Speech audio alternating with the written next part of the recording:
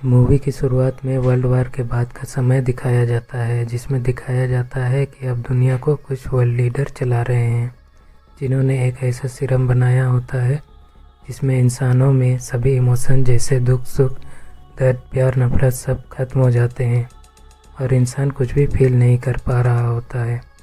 यह सीरम सभी लोगों को दिया जाता है।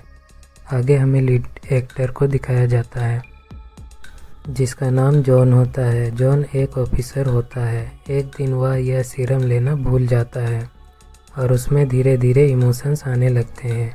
तब वह सिस्टम के डार्क सीक्रेट जानने लगता है। यह वक्त होता है 2077 का, जहां तीसरे वर्ल्ड वार के बाद दुनिया तबाह हो चुकी है। वर्ल्ड लीडर के अनुसार चौथे वर्ल्ड वार होने पर पूरी मानव जाति खत्म हो सकती थी। लीडर्स को लगता है कि इन सारे मुसीबत की जड़ इंसान की फीलिंग्स हैं। गुस्सा, नफरत, पावर पाने की इच्छा, इन्हीं सब के वजह से ही ये युद्ध होते हैं। इस कारण ही सीरम बनाया गया जो इमोशन कंट्रोल कर सके। इस सीरम को प्रोजियम कहा जाता था, जिसे इक्विलिब्रियम कंपनी ने बनाया होता है। हम लिब्रा जगह देखते हैं जहां टेट्रा कंपटेंट काउंसिल की डिक्टेटरशिप चलती है, जिस काउंसिल को फादर नाम का एक आदमी लीड कर रहा था। पूरे शहर में इसी के वीडियो चलते रहते थे जिसमें वो अपनी ओपिनियन लोगों को बताता था और फोर्सफुली उसकी बात भी मनवाता था। उसका कहना था कि हम लोगों के इमोशंस को सप्रेस करके एक बेटर दुनिया बना रहे हैं। लिब्रा के लोगों को वो सीरम ज़बरदस्ती लेना पड़ता है। फिर हमें मूवी के लीड एक्टर जॉन को दिखाया जाता है, जो क्लेरिक नाम के बड़े पोस्ट में इन्फोर्समेंट ऑफिसर होता था। जॉन अपने टीम का एक बेस्ट ऑफिसर होता है। उसे यह पता चल जाता था कि सामने कोई सच बोल रहा है या झूठ। उसका काम उन लोगों को पकड़ना होता है जो सीरम नहीं ले रहे हैं। आगे बढ़ने से पहले जिन्होंने भी चैनल को सब्सक्राइब नहीं किया है वो चैनल को सब्सक्राइब करके चैनल को सपोर्ट कीजिए। आगे मूवी की कहानी पे चलते हैं। जॉन उन सभी लोगों को पकड़ता है जो म्यूजिक सुन रहे हैं या टीवी देख रहे हैं या फिर ऐसी चीज़ें कर रहे हैं जो इमोशन दिखा सकता है। ये सभी चीज़ें इलीगल होती हैं। ऐसे ही एक घर में जॉन और उसकी टीम रेड डालती है जो इलीगल काम कर रहे थे और बगावत कर रहे थे। दोनों तरफ से काफ़ी गोलियां चलती है। फिर जॉन की एंट्री होती है और यहाँ हमें जॉन की ज़बरदस्त गन फाइट देखने को मिलती है। जॉन सारे लोगों को कुछ ही सेकंड में मार डालता है। वहाँ उन्हें मोनालिसा की ओरिजिनल पेंटिंग भी मिलती है। जॉन उसे जलाने को कहता है। उसके पार्टनर एरोल को वहाँ एक बुक मिलता है जिसे जलाने के बजाय एरोल उसे अपने पास रख लेता है। कार में एरोल काफ़ी खोया खोया रहता है। जॉन को उस पर शक होने लगता है।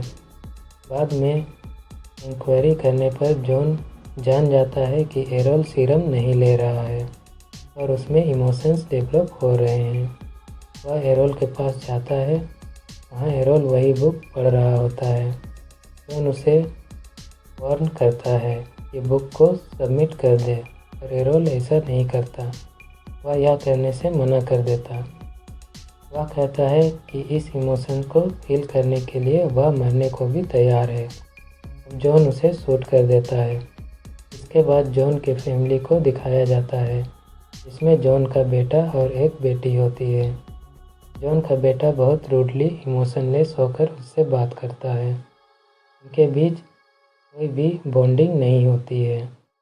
जॉन की वाइफ पहले ही पुलिस द्वारा मारी जा चुकी है क्योंकि वह सीरम नहीं ले रही थी। अगले दिन जॉन से गलती से सीरम की शीशी टूट जाती है, जिससे वह सीरम मिस कर देता है। आगे हम देखते हैं कि उसे वाइस काउंसलर मिलने के लिए बुलाता है क्योंकि जॉन ने अपने पार्टनर को मारा होता है। वाइस काउंसलर जॉन को एप्रिसिएशन देता है। जॉन धीरे धीरे फील करने लगता है। अगले दिन जॉन डिसाइड करता है कि वह सीरम नहीं लेगा और वह सारे सीरम को बाथरूम में छुपा देता है। जॉन को एक नया पार्टनर दिया जाता है जो जॉन की तरह ही शार्प रहता है। उन दोनों को नया केस दिया जाता है जिसमें मैरी नाम के एक औरत के घर पर रेड पड़ती है। जॉन जब मैरी के नज़दीक जाता है तब वह उसकी तरफ अट्रैक्ट हो जाता है और वह मैरी को मारने के बजाय इंट्रोगेशन के लिए ले जाता है। उसे मारने के बजाय इंट्रोगेशन के लिए ले जाने पर उसका पार्टनर ब्रायन को शक होने लगता है।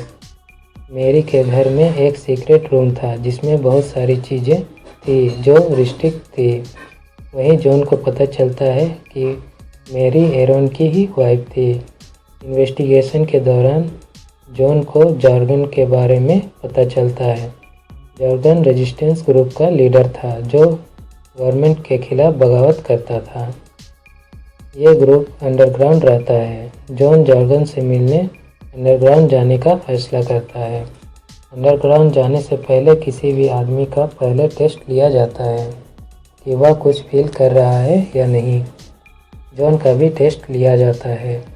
जॉन को मैरी के बारे में पूछा जाता है। मैरी का नाम लेते ही उसकी हार्टबीट तेज हो जाती है और जॉर्गन को पता चल जाता है कि ये चीज़ें फील कर सकता है। तब वो जॉन को अपने ग्रुप में शामिल कर लेता है और उसे बताता है कि कैसे गवर्नमेंट लोगों को जीने नहीं दे रही। जॉर्गन का प्लान होता है कि वो इक्विलिब्रियम को ही डिस्ट्रॉय कर देगा जिसके कारण सीरम का ही प्रोडक्शन बंद हो जाए और इसके बाद फादर को मार डालना है। फादर को मार डालने के लिए जॉर्गन जॉन को कन्विंस करता है और जॉन समझ नहीं पा रहा होता है कि वह फादर को मारना चाहता भी है या नहीं, लेकिन मैरी को बचाने के लिए फादर को मारना ज़रूरी था। अगले दिन कुछ अंडरग्राउंड लोगों को पकड़ा जाता है जिन्हें मारने के लिए जॉन को बुलाया जाता है, पर जॉन उन्हें नहीं मार पाता और अपने पार्टनर ब्रायन को गन दे देता है। फिर ब्रायन उन्हें मार देता है। अगले सीन में जॉन अपने पार्टनर के साथ एक पपीज सेंटर में जाता है जहां उनकी सारी पपीज को मारना होता है, पर उनमें से एक पपी जॉन के पास आता है। जॉन उस पपी को लैब में टेस्ट कराने का कह के अपने साथ ले जाता है। अगले सीन में हमें दिखाया जाता है कि जॉन उस पपी को उसी जगह छोड़ने आता है, पर वहां उसी के गार्ड्स उसे रंगे हाथ पकड़ लेते हैं। वे जॉन को मारने ही वाले होते हैं कि वहां एक ज़बरदस्त गन फाइट होती है और जॉन सारे गार्ड्स को मार देता है। अगले दिन गार्ड्स के मरने की खबर आती है।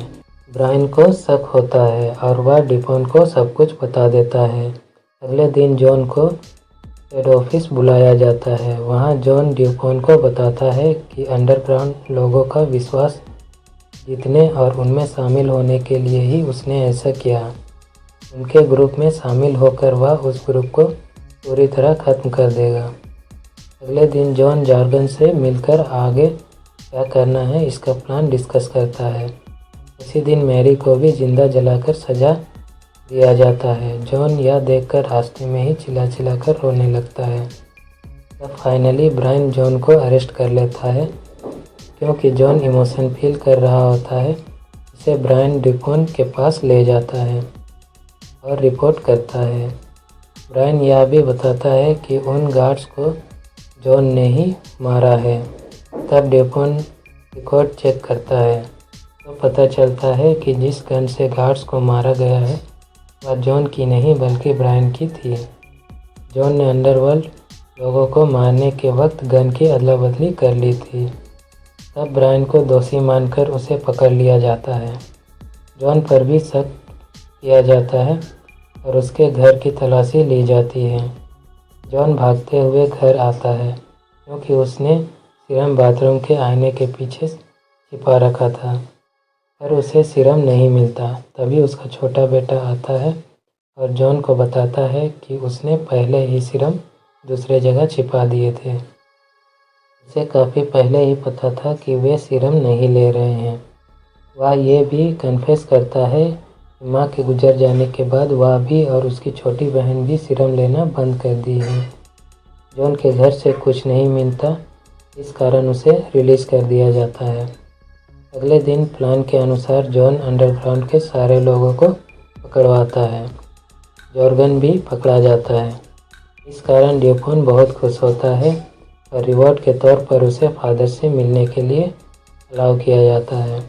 उसे एक खास कपड़ा पहनाया जाता है और एक रूम में ले जाया जाता है जहां उसके सेंस टेस्ट किए जाते हैं। इसके बाद वहीं फादर का वीडियो चलने लगता है और फादर रिवील करता है कि काफ़ी वक्त से उन्हें पता था कि जॉन सीरम नहीं ले रहा है और इमोशन फील करता है। तभी वहाँ ब्रायन भी आ जाता है। यह सारा प्लान काउंसिल का था। मूवी के शुरुआत से ही जॉन को फंसाया जा रहा था। काउंसिल कई बार अंडरग्राउंड को ख़त्म करने की कोशिश कर चुकी थी, लेकिन वे लोग हमेशा बच जाते थे। कोई भी उनके टीम में शामिल नहीं हो पाता था क्योंकि वे लोग हमेशा सेंस टेस्ट लेते थे, जिससे पता चल जाता था कि कोई सीरम ले रहा है या नहीं। इसलिए फादर एक प्लान बनाता है कि अगर अंडरवर्ल्ड को ख़त्म करना है तो अंडरवर्ल्ड में किसी को भेजना होगा। वो इसके लिए जॉन को चुनते हैं जो अंडरग्राउंड जाके उनमें शामिल होगा और उसके थ्रू वे अंडरग्राउंड को ख़त्म कर देंगे। इसलिए जानबूझकर उन्होंने इसकी पत्नी को मारा होता है। लेकिन इस पर भी जॉन नहीं बदलता। तब उसके हाथों ही उसके पार्टनर एरोल को मरवाते हैं ताकि कभी ना कभी जॉन टूट जाएगा, और वैसा ही होता है। धीरे धीरे यह सीरम लेना बंद करता है। मेरी के घर पे भी जानबूझकर रेड डाला जाता है ताकि वो मेरी से अट्रैक्ट हो और उसके थ्रू अंडरग्राउंड में चला जाए। क्योंकि जॉन ने सीरम लेना बंद कर दिया था, इसलिए जॉन सेंस टेस्ट को पास कर लेता है और वे लोग उसे अपने साथ शामिल कर लेते हैं। जॉन को लग रहा था कि वे अपने प्लान के अनुसार चल रहे थे, लेकिन यह सब काउंसिल ही करवा रहा था। अब अंडरग्राउंड के लोग भी पकड़े गए हैं और जॉन की सच्चाई भी सामने आ गई थी। ये सब कुछ सुनने के बाद जॉन काफ़ी शॉक हो जाता है। जॉन फादर से कहता है कि हम तो कभी मिले ही नहीं। तब फादर कहता है कि हम काफ़ी बार मिल चुके हैं। तब फादर का चेहरा बदलकर ड्यूपोन का फेस आ जाता है। तब यह रिवील होता है कि फादर बहुत पहले ही गुजर गए हैं। काउंसिल ने ही ड्यूपोन को फादर की जगह चुना था और वही फादर का चेहरा लगाकर सबको मैनिपुलेट कर रहा था। ये सब सुनने के बाद जॉन को काफ़ी गुस्सा आने लगता है और ड्यूपोन को कहता है कि मैं तुम्हारे लिए आ रहा हूँ, और अपने हाथों में छिपाए हुए गन को निकालकर मॉनिटर पर शूट करता है। फिर एक ज़बरदस्त गन फाइट होती है और जॉन रूम में मौजूद सारे गार्ड्स को मार देता है। बाहर जाकर भी काफ़ी सारे गार्ड्स को जॉन गन से मार देता है। यह फाइट सीन काफ़ी इम्प्रेसिव होती है। आखिर में वह ड्यूपोन के रूम में पहुंच जाता है, जहां पर ब्रायन भी पहले से पहुंचा हुआ होता है। ब्रायन वहां की तलवार उठाता है और जॉन को चैलेंज करता है कि तुम मेरे सामने 2 मिनट भी नहीं टिक पाओगे। लेकिन जब तक वो ये सब कहता, जॉन तलवार से उसका चेहरा सर से अलग कर देता है। लेकिन आखिर में वो ड्यूपोन की तरफ जाता है, पर ड्यूपोन जॉन पर भारी पड़ने लगता है क्योंकि वह जॉन की तरह ही शार्प होता है। लेकिन आखिर में जॉन उसे मार डालता है। उसके बाद वह सारे काउंसिल के सेटअप तोड़ देता है, जिसके कारण बाहर फादर के वीडियोस प्ले होने बंद हो जाते हैं। तब अंडरग्राउंड के सभी लोग बाहर आते हैं और इक्विलिब्रियम को जो सीरम बनाती थी उसे नष्ट कर देते हैं और सब लोग आज़ाद हो जाते हैं और मूवी यहीं एंड हो जाती है। तो लाइक और शेयर ठोक दीजिए महाकाल का